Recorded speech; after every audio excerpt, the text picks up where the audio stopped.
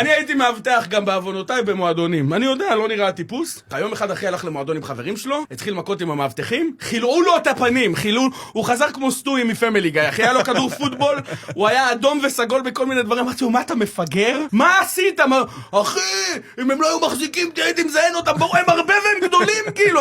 ולא ידעתי מי האנשים, לא הכרתי אותם, אמרתי, לדעתי זה מטומטם ללכת מכות מול צוות אבטחה שלם, נראה לי, זה מן הראוי שזה לא לעשות דבר כזה. רצה הגורל, חודשיים אחרי זה, אני נכנס לצוות של המועדון הזה בתור מאבטח. אני רואה את האנשים. אני פוגש את האנשים שהרביצו לאחי. זה האנשים עם העצמות הכי גדולות שראיתי בחיים שלי. זה חמורי אדם. זה ערבים ורוסים אגרסיביים מאוד שאינם טובים בעברית כלל וכלל. הם לא יודעים עברית, אוקיי? המשימה ההתחלתית שלי הייתה להיות בשביל של מועדון ליד המאבטח הכי קריזיונר, כי כל פעם שמישהו מבקש ממנו ללכת לשירותים הוא אוכל מכות ממנו. כי הוא לא יודע. הוא לא, סליחה, נלך מפה! אסור להיות, לא, איגור! אל תהרוג את הבן אדם! לא, הוא לקוח! אז אני התפקיד שהיה לרוץ אליו, לא, שירותים שם, אל תגיע לכאן יותר בחיים, אחי, זה מסכן חיים. אל תגיע לאזור הזה, זה אזור חשוך ורע. איגור כאן, תברח מאיגור. אז התפקיד שהיה כאילו לבסט קטטות. יום אחד היה שם איזה קטטה שאני לא נראה לי הייתי בדרגה להפריד בה, כן?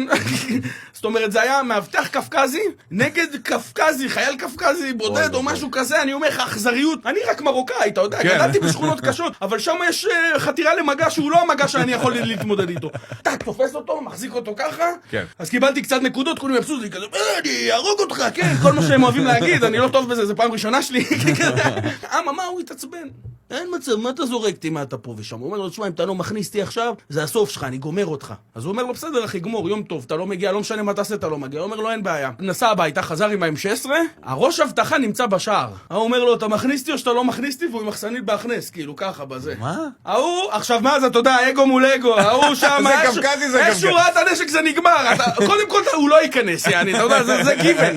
קודם כל רק איזה שחזרת להביא נשק זה לא ייגמר ככה. הוא רואה את הנשק והוא אומר, אתה לא נכנס. תסתכל עליו ככה, לא מצמץ. עכשיו, אני עומד בצד כאן, ואז הוא כזה, אף אחד לא זז מכאן, אחי, אנחנו לא מפחדים גבר. אני מפחד. אני לא יודע אם שאלת את כל הצדדים, אני חדש, אני לא מוכן למות בשביל הצוות הזה עדיין. אבל זה דברים שפחדתי מדי להגיד, ולכן אני פשוט עמדתי ככה. אין לנו בעיה לחטוף כדור, כולנו ביחד, אנחנו נמות בשביל המועדון הזה. מה? אתה לא מפחיד אותי, בן אדם עם נשק אוטומטי ביד, והוא אומר לו, גבר, אתה לא נכנס, והוא אומר, אני לא נכנס, הוא מרים את זה ככה, אני כזה. והוא אומר לו, אני יורה בך עכשיו וזה, והוא שם לו את הנשק, כי אני ממש כאילו פה למצח, ואז הוא אומר לו, אז תירה. אז תירה, מה אתה מפחד בלי? תירה! אני נחרדתי בשלב הזה. אני הייתי בשלב של אגואים שאני יודע שאני לא ערוך אליהם, ואני לא רוצה למות כאן ככה, כאילו, לא רוצה, זה החודש הראשון שלי, אני לא אמור להיות בסיטואציה הזאת, אני לא רוצה להיות באחי. הוא טוען את הנשק, אני אומר לך, אני התחלתי לפרפר שם, אני התחלתי להגיד, אני חולה, מישהו יכול להחליף אותי, אין מישהו בעמדה שיכול להחליף אותי. הוא עושה לו אין בעיה, והוא דורך את הנשק וזה, והוא עושה, תירה בלט. הוא אומר לו, אני אירה. הוא אומר, תירה, כדאי לך לראות, למה אם אתה לא יורה, אני שובר לך את העצמות שאתה מוריד את הנשק. מה? זה מה שהוא אומר לו, והוא מסתכל עליו בלי למצמץ, ואני כזה, כמו אריה דרעי, גם אם אתה חושב על זה, אל תגיד את זה.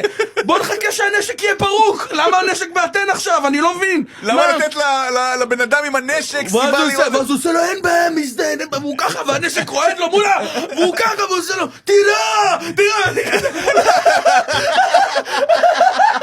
ואז בקליימקס הוא כזה, יא מזדהן, מוריד את הנשק, אחי, ארבעתם, אני ככה, ארבעתם קופצים, מפרקים אותו מכות, פוצצים אותו מכות, מביאים משטרה, עוצרים אותו יעני, ושולחים אותו לדרכו, הוא אפילו לא הזיע, אחי.